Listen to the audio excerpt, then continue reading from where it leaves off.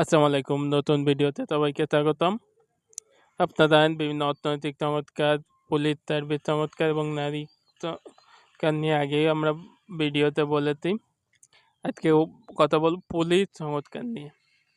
আপনারা সকলেই ইতিহাস কম বেশি জানেন। 1857 সালের যে সিপাহি বিদ্রোহের কথা সকলেই জানেন।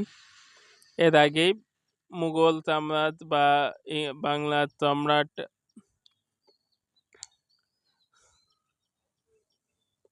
মীর কাসিম তো প্রমুখেই ছিল এবং সাথে তাদের দেওয়ানি ছিল হচ্ছে কোম্পানির হাতে, ইস্ট ইন্ডিয়া কোম্পানির হাতে। এবং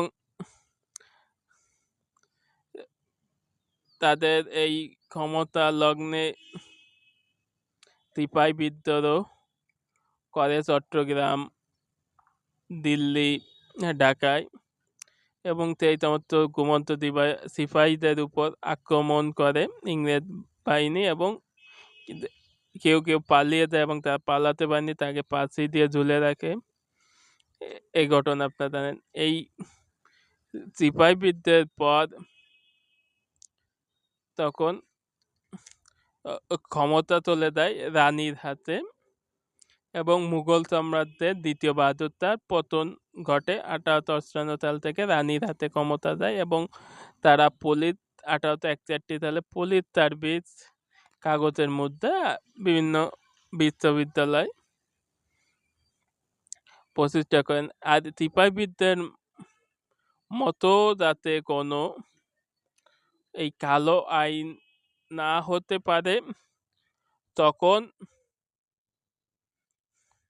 তারা একটা সিপাহি বিদ্রোহের মতন যাতে কোনো বিদ্রোহ ভবিষ্যতে না হয়, সেই জন্য তারা একটি কালো আইন জারি করে। এটা হচ্ছে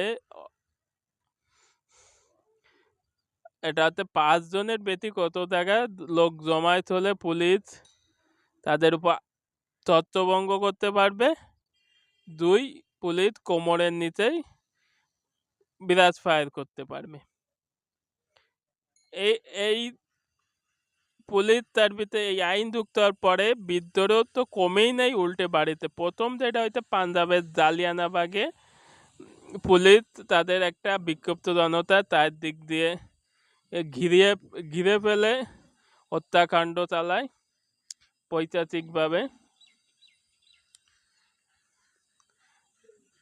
আপনার সকলে জানেন এই জালিয়ানবাগ হত্যাকাণ্ডের জন্য রবীন্দ্রনাথ ঠাকুর ব্রিটিশদের দেওয়া নাইট উপাধি ত্যাগ করেন।